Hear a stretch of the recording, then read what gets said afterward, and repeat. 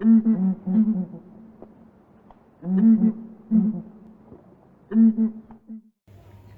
guys, Leon Marais here from Lawson's Birding, Wildlife and Custom Safaris. We're filming this morning from the Kruger National Park. Just been opened after the lockdown for day visitors, so this is our first visit back to one of our favorite places on the planet, so great to be back. In today's video concerns safaris. It's based on a talk I did in the UK at the British Bird Fair a couple of years back about where to go on safari. Anyone who's thinking of safaris going to probably start with a Google search, and the results there might be quite intimidating. You know, hundreds of thousands of results. You'll go through to web pages for fancy lodges, you know, wonderful pictures, the rooms, the accommodation all look superb. So it's pretty hard to narrow it down. You might even go on to TripAdvisor from there, but even that's not going to give you an idea about the fundamental differences between some of the safari areas in South Africa. And we're going to focus on two of our favorite, the Kruger National Park and the Sabi Sand Game Reserve. So we're going to match these up, compare them, look at the pros and cons, help you decide where to go on safari, and give you our recommendation for the best safari experience in South Africa. Okay, so the Sabi Sand Game Reserve and the Kruger National Park are actually neighbours. They're separated only theoretically by a line in the sand with no fences or other obstructions preventing the movement of animals between the two. And although they are neighbours, they're actually radically different in many respects, even down to the very reasons they exist in the first place. So let's have a look at them in a bit more detail. Okay, let's look at the Kruger National Park. It's around 7,500 square miles in size, or close to 20,000 square kilometers, around 220 miles from north to south, and averages 40 miles wide. So that's roughly the size of Wales or Israel, just to give you some idea of it.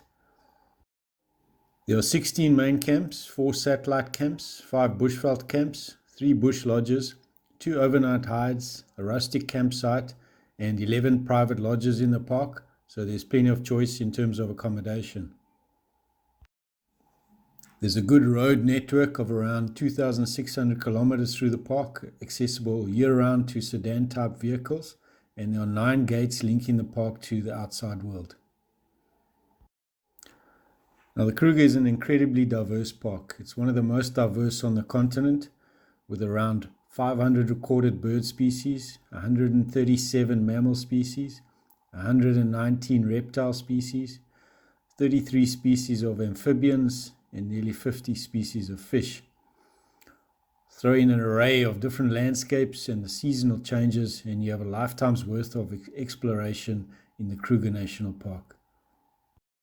Yeah, the park is owned and run by South African National Parks, the government branch of nature conservation, and the basic reason of why it exists is to conserve overall biodiversity. Tourism is generally secondary to that overall aim, though with decreased funding from the government, that is changing. There's a strict set of rules to keep people from doing things that may harm the environment, such as these people feeding bananas to the baboons. And that's especially important considering that a large proportion of the visitors are driving themselves around. The camps are open from dawn to dusk, and the only way to be out after dark is via sunset or a night drive booked through one of the camps. So you would visit the Kruger for the game viewing, and in terms of the gaming experience, you can be out in the park for anything up to 12 hours a day, depending on the season, and you can cover anything between 50 and 250 or more kilometers. There's lots to see, so the going is generally very slow.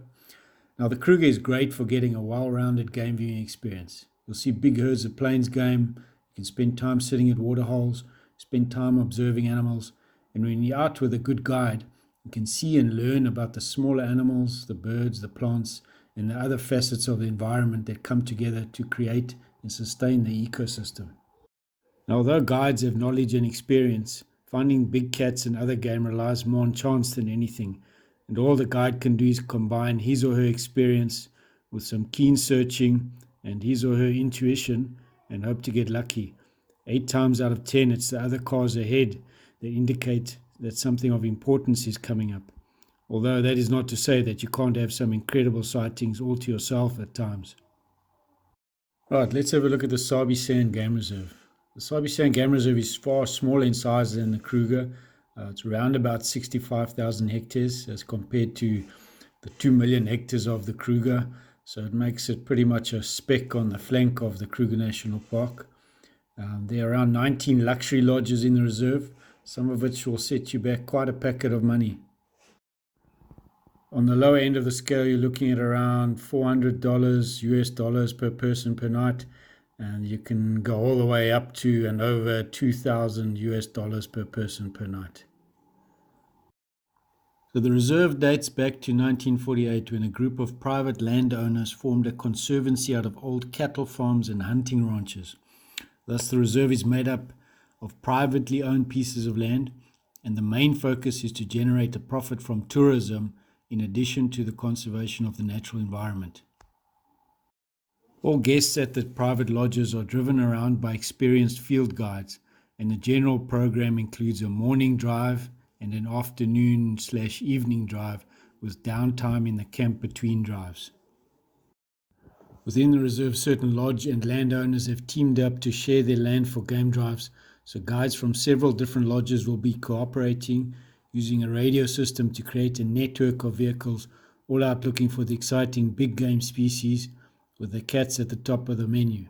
Drives are about 3 to 4 hours long, and most lodges use dedicated trackers to help in the finding of the game. You'll be the guy sitting on the bonnet with the best views in the house. So on a given drive, you'll only cover 20 to 30 kilometers or so, but the guides will be working that patch intensively, tracking animals even on foot, following up on last known positions of prides, etc. So basically, they have many more tools at their disposal for finding animals than the guides in the Kruger do.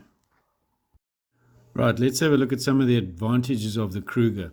The first and the main advantage, I think, is the huge area, the variety and the diversity of habitats and landscapes in the Kruger National Park. It's pretty hard to beat in that respect. Then there's the numbers and the diversity of animal species and the wide focus of your wildlife experience. Then you have the flexibility to go out at will during the hours the camp gates are open. You can stay out all day if you like. Then you have the opportunity to spend time with groups of animals. There's no rush to move out of the sighting. Then most of the main camps are quite large in terms of area covered, so between drives you can stroll around the camp, bird watching, taking photographs, getting a bit of exercise, etc. Right, let's have a look at some of the disadvantages of the Kruger. The first is possible congestion at major sightings, which can be quite bad at times, especially during busy periods such as school holidays and long weekends. Then you are restricted to the roads in the Kruger, which is good from an ecological standpoint, but means that sometimes your sightings are not quite as good as you would like them to be. Then the Kruger has less consistent big cat sightings. It is a function of seasonality and luck especially, but it's a bit more of a gamble than a place like the Sabi Sand Game Reserve. Then the main camps are quite large. Some of them, like Skukuza, can get quite busy during the day, so it's not very exclusive. Though, as mentioned, this can be an advantage as it gives you space to walk around during the day. And you can also book the smaller bush camps if you like, if they are available, as they are very popular generally. Then if you want to do night drives, they are an extra cost. They usually take place in big 22-seater vehicles. And to be honest, they are not ideal, but it's the only way you can get out after dark. Right, let's have a look at some of the advantages of the Sabi Sand Game Reserve. Now, the first and the main advantage is the consistently good big game viewing, and especially when it comes to the cats and other big predators. Honestly, it's hard to beat. It's just fantastic.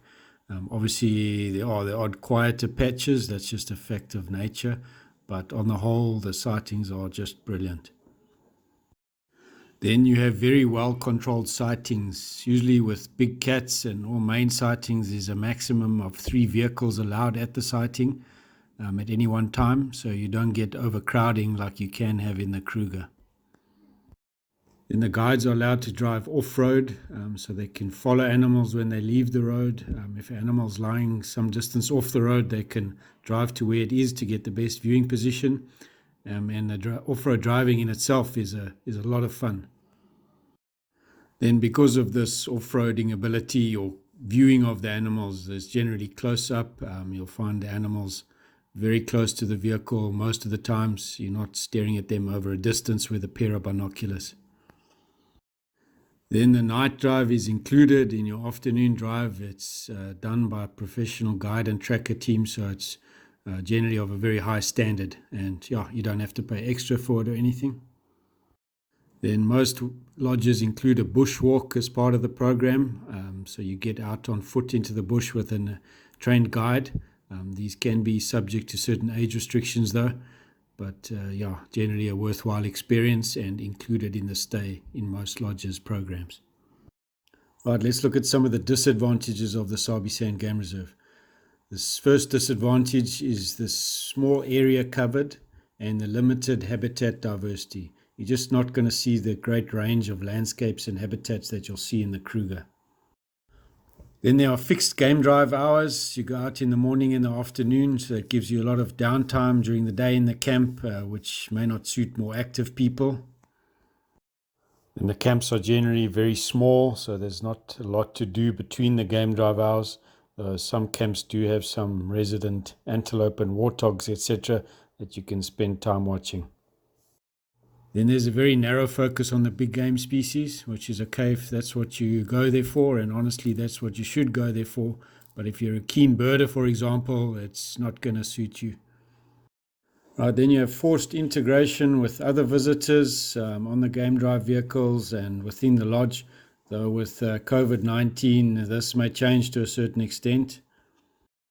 And lastly, there's too much food. Believe it or not, we do get this complaint. There's food at every turn and you just end up eating too much if you don't learn to restrict yourself. Right guys, so we've had a look at these two destinations, the Kruger National Park and the Sabi Sand Game Reserve. We've weighed up some of the pros and the cons, and now we need to tell you which one is better. Well, the answer is in fact both or neither, as they go best together. Like any good partnership, they complement each other to create an unbeatable combination. So guys, there we have it, our recommendation for the best safari experience in South Africa. So the Kruger National Park is going to give you that scale and diversity, while the Sabi Sand Game Reserve is going to give you that focus on the predators that's very hard to beat. So ideally one would spend about 4 to 5 or 6 or even more nights in the Kruger, divided between several different camps, followed by 3 to 4 nights in the Sabi Sand Game Reserve, perhaps divided between 2 different lodges. We've got some cracking set departure or small group itineraries that visit both of these destinations, so keep watching for a little bit more info on these. First of all, we have our focus on predators, small group safari, visiting Kruger and Sabi Sands with a strong focus on photography.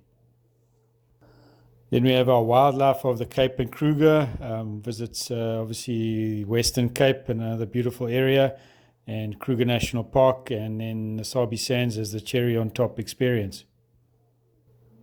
Then we have our Kruger National Park Discoverer Extended Safari. This is basically available on demand. We tailor to your dates and availability, and the sample itinerary includes time in Kruger National Park and Sabi Sand Game Reserve.